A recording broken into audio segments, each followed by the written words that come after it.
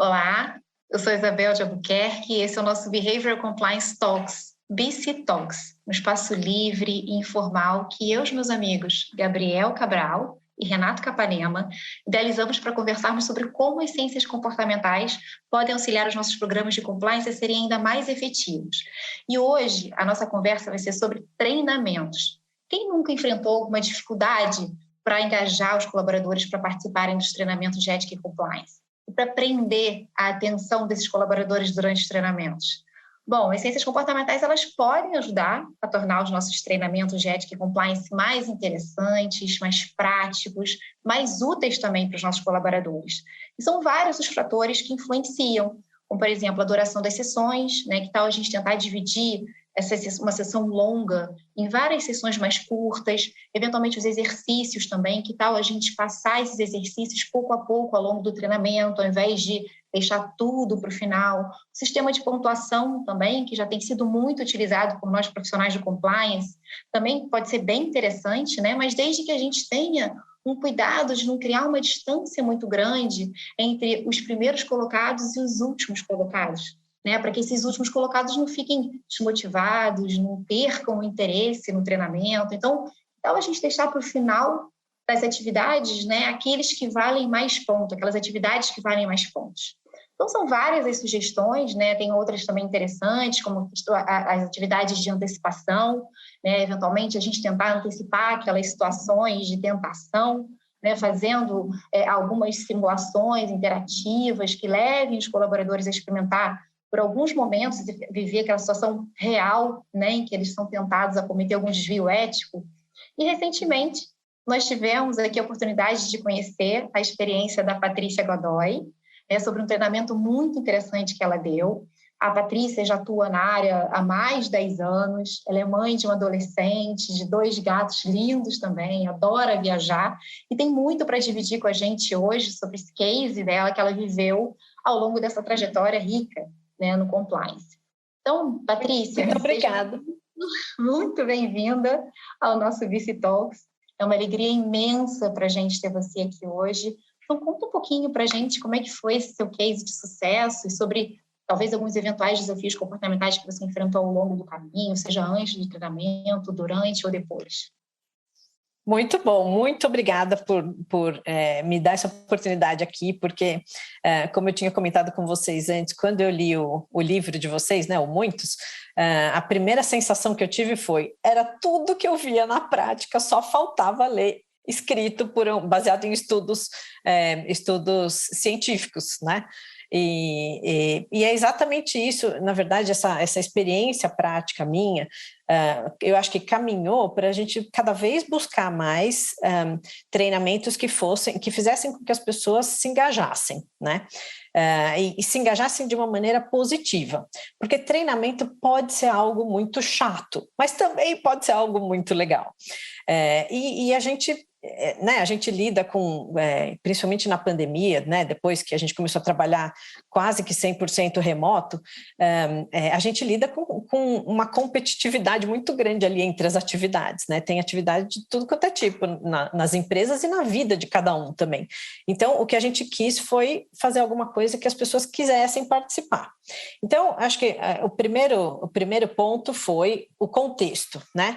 Então, o contexto desse treinamento, a gente tinha feito umas avaliações de risco, um risk assessment, em que a gente definiu quais eram os principais riscos ali que a empresa enfrenta do ponto de vista de questões de compliance, então riscos de antitrust, de liderança ética, riscos de lidar com autoridades públicas e assim por diante. Então, a gente definiu quais eram os grupos de pessoas dentro da organização que estão mais expostas a esses riscos e a gente chegou num contingente ali de 100 pessoas.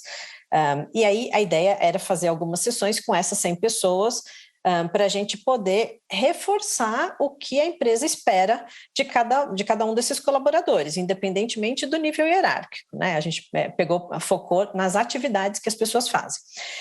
E aí a gente chegou, na verdade, quem teve essa ideia foi a minha par de compliance da região de EMEA, lá de Europa, a Samantha Bow. que aplicou um treinamento parecido em uma outra empresa e depois foi aperfeiçoando e a gente acabou trabalhando junto e aplicando tanto na Europa quanto aqui. Esse treinamento foi muito bem visto, acho que muito bem sucedido mesmo. A gente foi aprendendo conforme foi fazendo, mas foi muito legal. O que a gente fez? Antes do treinamento, a gente pegava em várias fontes, a gente pegava casos, dilemas éticos que realmente essas pessoas, ou as pessoas dessas áreas podem enfrentar, ou casos mesmo reais que já aconteceram, que a gente viu em linha ética, casos em que a gente já recebeu consulta em compliance. Então, a gente queria pegar casos reais em que as pessoas se identificassem, né? Isso realmente pode acontecer, o que eu faço nessa situação? E aí a gente criou dilemas éticos, e esses dilemas eram divididos, então, em 4 categorias que a gente fez. A gente colocou liderança ética, antitrust, brindes e presentes e conflito de interesses.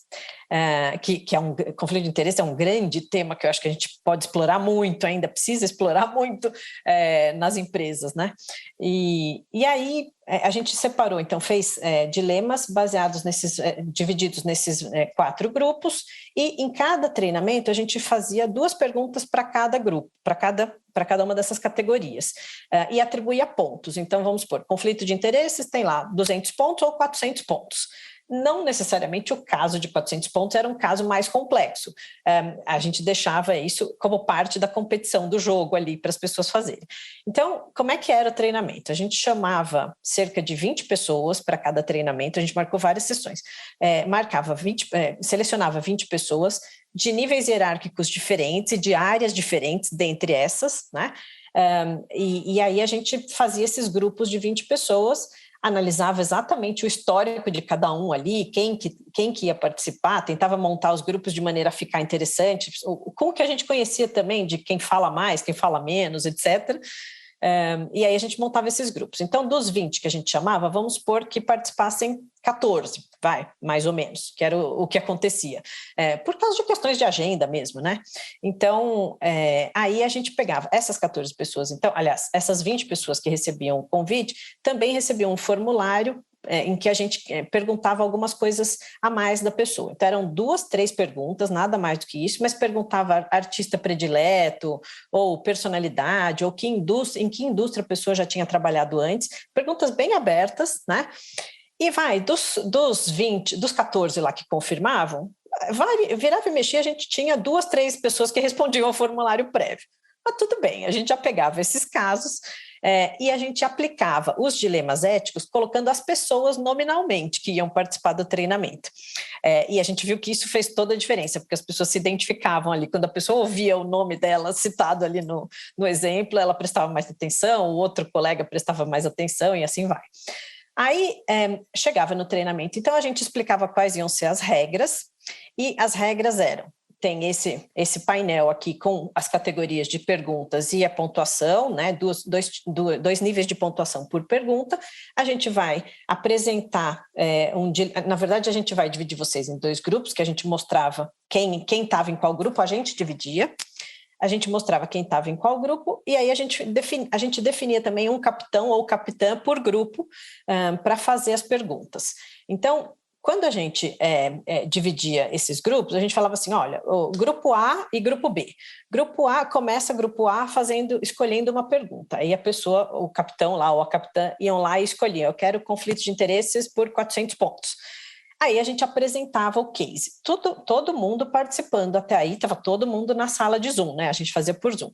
Estava todo mundo na mesma sala, a gente apresentava o case, e era sempre case que não tinha uma resposta sim ou não. Era sempre case que a pergunta era, o que você faria nessa situação? O que você acha que a empresa espera que você faça nessa situação? De acordo com as políticas da empresa que vocês já conhecem, porque esse treinamento era um treinamento adicional, além daqueles treinamentos que as pessoas já fazem online e tal, quando entram na empresa. Então, os treinamentos específicos mais expositivos, isso já acontece todo ano, enfim, no cronograma que a gente tem, esse treinamento era adicional. Então, a gente apresentava um case, o que você espera o que você acha que a pessoa deve fazer nessa situação? Aí, quando a gente fazia a pergunta, a gente dividia em 2 salas do Zoom, né? Dividia os grupos, cada um ia para uma sala, e eles podiam conversar o que eles quisessem. A gente falava que eles podiam consultar o material que eles quisessem também, porque até online ia ser muito mais difícil se a gente quisesse, né, limitar alguma coisa, mas tinha 3 a 4 minutos só para conversar, e sempre umas 5 a 7 pessoas por grupo, ou seja, é bem apertado, né, e conversar sobre um dilema ético. E aí, depois desses 3, 4 minutos, a gente voltava todo mundo para a mesma sala, e o grupo que escolheu a pergunta tinha prioridade na resposta, então dava a resposta. Terminava isso, a gente perguntava para o outro grupo, vocês têm alguma coisa para acrescentar? E uma coisa muito curiosa que a gente viu é que toda vez o grupo que não escolheu a pergunta sempre queria falar alguma coisa, mesmo que fosse para explicar com outras palavras a mesma coisa que o primeiro grupo já tinha respondido, mas as pessoas queriam mostrar que sabiam ou que conversavam. Acho que faz parte também, né, do orgulho de pertencimento, sei lá. E aí a gente nomeava antes, né, do começo das perguntas, que eu esqueci de comentar, a gente nomeava um juiz ou uma juíza para aquele grupo, para aquela sessão. E a gente sempre chamava, porque assim, esse juiz, né, essa juíza, eles não iam participar de nenhum dos 2 grupos, eles estavam ali para julgar se a resposta do grupo que escolheu a pergunta, que tinha prioridade, foi suficiente, né, e merecia os pontos totais. Então, vamos supor que fosse 400 pontos, os 400 pontos devem ir para o time que respondeu, ou você, juiz, quer dividir, né, 300 para um, 100 para outro. E o juiz perguntava na hora ali, porque a gente não preparava nada com o juiz antes. O juiz perguntava ali na hora, mas tem que ser tudo ou nada? Não, fique à vontade para escolher de acordo com o que você viu, né? E aí o juiz, tinha juiz que que dava todos os pontos para um, tinha juiz que agia de maneira mais salomônica e tal, mas o juiz só atribuía os pontos depois que o mestre de cerimônias, que no caso era eu, apresentava a resposta esperada, né? E quando a gente apresentava essa resposta esperada, a gente ressaltava aonde estavam esses pontos nas políticas, a gente explicava a resposta, né? Porque não é só uma resposta, isso está certo, isso está errado, eram sempre questões mais complexas. E aí a gente explicava, e quando a gente explicava, era muito curioso também, porque às vezes as pessoas que estavam assistindo falavam assim, não, mas espera, mas e se isso daqui fosse assim, assim, assado? Então, traziam outras situações também, e que a gente já aproveitava e reforçava que os fatos fazem toda a diferença, né? Então, a complexidade do caso tinha, da maneira como estava no dilema, tinha alguns pontos, mas na vida real podem ter vários outros pontos que têm que ser levados em consideração. E aí, depois que eu apresentava isso, então o juiz atribuía os pontos para os grupos. E aí a gente sempre, no total do treinamento, a gente marcou 50 ou 55 minutos por treinamento, o que já é muito dependendo da empresa, né? Aqui na empresa a gente tem costume de fazer reuniões de meia hora, então era um treinamento mais pesado. Mas o curioso, a gente sempre chegou a 1 hora inteira, a gente sempre passava um pouquinho e as pessoas ficavam, porque queriam ver no que ia dar. E a gente nunca conseguiu passar de 4 perguntas ao todo. Imagina que loucura. A gente tinha preparado sempre 8 perguntas, a gente nunca conseguiu passar de 4. O importante era que os 2 grupos tivessem o mesmo número de perguntas de prioridade, né, para responder, para ser justo. E aí chegava no final, a gente somava então todos os pontos, então sempre tinha, éramos 3 pessoas organizando o treinamento lá juntos, uma pessoa passava os slides, outra era o mestre de cerimônia, que no caso era eu, outra pessoa ficava computando os resultados, porque na hora ali é muita coisa para fazer. E aí chegava no final, a gente tinha, então, o grupo que tinha uma pontuação maior recebia uma premiação, todo mundo ali recebia uma premiação, que pode ser qualquer coisa. Normalmente as pessoas não estão ali, na minha experiência pelo menos, não é pelo valor ali do presente, né? É por ganhar, as pessoas querem ganhar.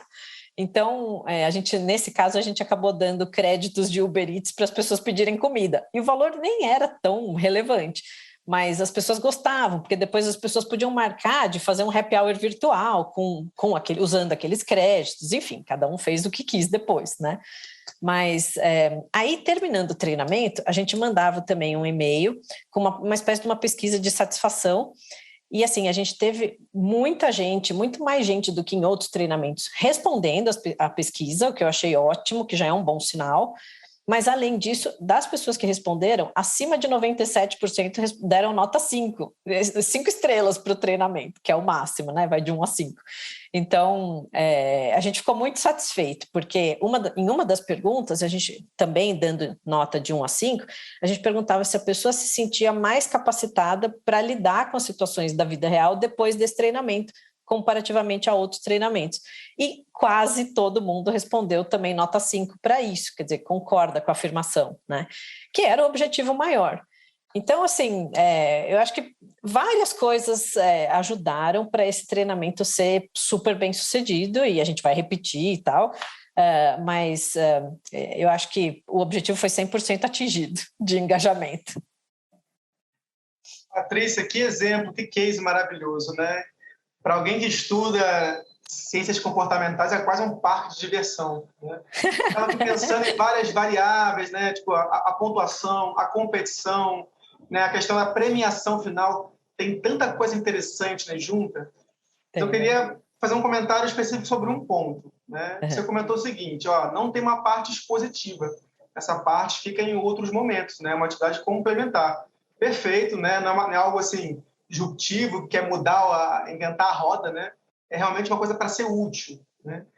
E aí a gente, por exemplo, no livro e em várias instâncias, né, em vários estudos, a gente observa a importância que é conseguir, como a própria Isa comentou no comecinho, antecipar os dilemas éticos, né?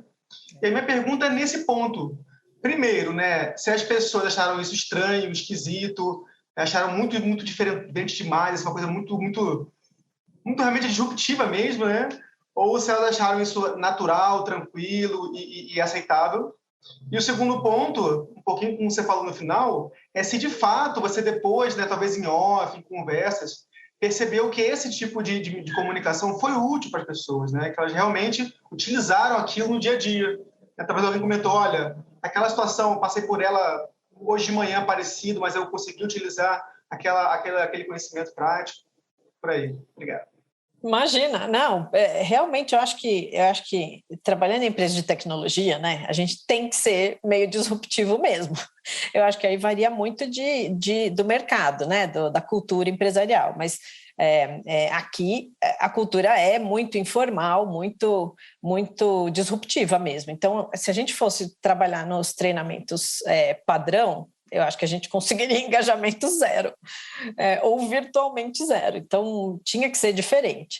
E, de fato, foi a primeira vez que a gente fez esses jogos dessa maneira, né? Porque esses jogos, na verdade, quando eles foram criados, lá atrás, até pela minha colega, eles eram ao vivo, né? Colocava todo mundo numa sala e dividia em grupos e tal, e a gente teve que adaptar para a realidade da pandemia, né? Quase todo mundo trabalhando remoto. Então, uma das dúvidas é se ia funcionar isso também. Mas a gente falou, vamos tentar, né? A gente tem que experimentar. Então, isso é muito legal, eu acho, também em empresa disruptiva. Tem muito espaço para experimentar, né? E ver se dá certo, se não dá certo. E daí também a importância, eu acho, da pesquisa depois, né? Para a gente saber se realmente foi efetivo, o tão efetivo quanto deveria, quanto poderia. E assim, o que a gente ouviu de quase todo mundo é que eles queriam mais dilemas, porque, como eu falei, a gente só conseguiu 4 responder a 4 perguntas, porque os casos eram complexos. Então, assim, tinha um caso, por exemplo, de uma regulamentação que estava sendo um projeto de lei que estava que estava existindo, estava passando pela Câmara, e as pessoas do time de políticas públicas, por exemplo, foram abordados por um dos relatores do projeto para qualquer coisa, para perguntar qualquer coisa, ou para fazer um evento, enfim. Então, eram casos realmente que a gente foi buscar em situações reais que as várias áreas participam, as várias áreas que estavam participando daquele treinamento. Então, lógico, não é todo mundo que estava ali no treinamento que enfrenta aquele caso especificamente, mas sempre vai passar por alguma daquelas áreas das pessoas que estão ali. Então a gente acha que foi muito, muito, muito legal. Algumas lições aprendidas, né? A gente tem que controlar muito bem o tempo, porque, como eu falei, o time que não escolheu a pergunta sempre quer responder, porque eles querem mostrar que eles trabalharam, que eles pensaram, porque os casos são interessantes, né? Então eles queriam também falar. E aí a gente tem que controlar muito o tempo. E nas últimas sessões, eu acho que a gente conseguiu controlar um pouco melhor o tempo. Nas outras, chegou no final, a gente teve que dar uma apressada. Então, assim, são coisas que você vai calibrando, né? Mas eu acho que, no geral, foi muito legal, porque a gente recebeu um monte de comentário depois. Na pesquisa, a gente também deixou um espaço, uma pergunta aberta, para as pessoas escreverem o que quisessem. E aí, assim, a gente recebeu tanto elogio legal, falando assim, nossa, nunca imaginei que um treinamento de compliance pudesse ser tão legal. Tem coisa melhor do que eu vi isso? Não tem, né? Então, foi bom. Patrícia, seu case é tão interessante que dá vontade de ficar o dia inteiro fazendo perguntas para você, viu? Mas, infelizmente, tudo tem um final, né? E a gente já está encaminhando para o nosso final aqui.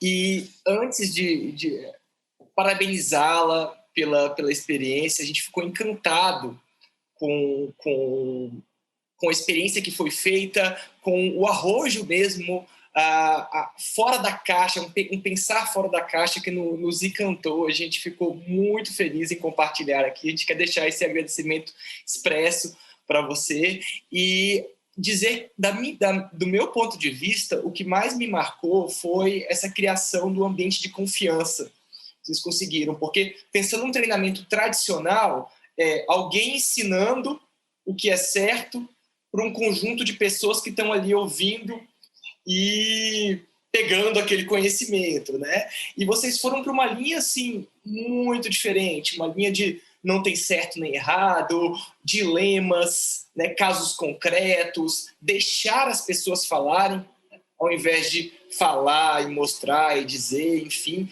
E eu queria te perguntar, como é que vocês lidaram com essa questão do medo de punição, que a gente sabe, o compliance ele tem um viés punitivo, as pessoas têm medo de serem punidas, e eu imagino que elas devem ter, algumas delas já passado por alguma situação daquelas, ou elas têm que saber o que fazer em situações parecidas que acontecerem no futuro. Então, como é que vocês lidaram com essa equação do eventual medo de punição? E já passo para as suas considerações finais. Muito obrigado, viu, Patrícia? Nossa, muito legal, eu que agradeço poder compartilhar, porque eu acho que coisa boa a gente precisa compartilhar, né? Então, uma das coisas, quando a gente estava se preparando aqui para essa conversa, eu fui conversar na empresa, olha, eu posso citar especificamente os pontos do treinamento, e todo mundo falou, claro, a gente tem mais aqui, né? Expandir os horizontes aí para coisas que dão certo. E eu acho que isso que você falou foi crucial, criar esse ambiente mesmo de não sou eu ou qualquer outra pessoa que está ensinando. Eu estou ali para facilitar, fazer com que as pessoas pensem sobre o que é certo, porque se você parte, na minha experiência, né, se você parte do pressuposto que a gente sabe mais, porque assim, vamos e venhamos, a gente tem as políticas na mão, a gente lida o dia inteiro com as políticas, né? Inclusive quando vai fazer investigação, etc. Então, naturalmente, a gente está mais versado sobre o que a política cita. Isso não quer dizer que eu sei mais. Isso quer dizer que eu estou mais versado sobre a política, mas quem sabe mesmo é quem está lá na ponta enfrentando os dilemas reais, e quem precisa lembrar da política é aquela pessoa. Então, não ia adiantar se a gente trouxesse casos em que a gente simplesmente cuspisse conhecimento, porque aí como é que vai engajar? Não engaja ninguém, né? E assim, eu acho que uma das coisas importantes que a gente sempre fala nas campanhas e tal é que uma das coisas que a gente sempre ouve não, mas o que é certo para mim não é certo para você, né? O certo ou o errado é relativo. Tá, é verdade, normalmente as questões mais complexas não têm uma resposta sim ou não, tem assim um nível de cinza gigantesco no meio entre o certo e o errado. Mas os fatos daquele caso, o contexto daquele caso fazem toda a diferença. Então, ali na hora, as pessoas traziam essas coisas. Mas e se tivesse mais esse fato aqui, mais essa informação? Porque a gente trazia um número limitado de informações no dilema, né? Mas e se tivesse esse outro caso? E essa era a riqueza do treinamento, era fazer as pessoas pensarem, porque elas sabem muito mais da realidade da situação delas do que eu, né? Do que nós da área de compliance. Então, eu acho que foi fundamental a gente ter olhado casos pregressos para poder desenhar os dilemas, mas o mais importante era ali a gente estar aberto para mostrar que a gente também precisa refletir sobre os casos que eles nos trazem, né? Sobre fatos adicionais que eles podem nos trazer. Então, realmente, esse ambiente de confiança foi fundamental. E a gente falou desde o começo, quando a gente apresentou as regras, não existe uma resposta certa e outra errada. Tem vários níveis de certo e errado e tem algumas recomendações que as políticas expressamente citam. Mas a maioria das situações não estão cobertas pelas políticas, né? Então, eu acho que isso foi fundamental para a gente conseguir fazer com que as pessoas gostassem, né? E sentissem que era útil. Nossa, Patrícia, foi uma delícia conversar com você hoje. Muito obrigada por dividir com a gente essa sua experiência no compliance, né, nos contando esse case de sucesso que você teve. E a gente já pode deixar aqui um convite para a Patrícia voltar, porque acho que foi muito difícil, né, a gente conseguir encontrar né, entre tantos que a gente discutiu aqui antes dessa nossa conversa. Então, Patrícia, muito, muito obrigada. Nossa, bom, esse foi o nosso... Uma honra, desculpa até te interromper, Imagina. Mas realmente é uma honra poder contribuir com qualquer coisa e fazer essa construção conjunta mesmo de conhecimento, porque é assim que a gente vai chegar num lugar melhor, né? Obrigada. É verdade. Obrigada, Patrícia. Bom, esse foi o nosso BC Talks, uma iniciativa da CLU, onde conversamos sobre como as ciências comportamentais podem auxiliar os nossos programas de compliance a serem ainda mais efetivos. Esperamos que vocês tenham gostado, que vocês tenham aproveitado e até a nossa próxima conversa.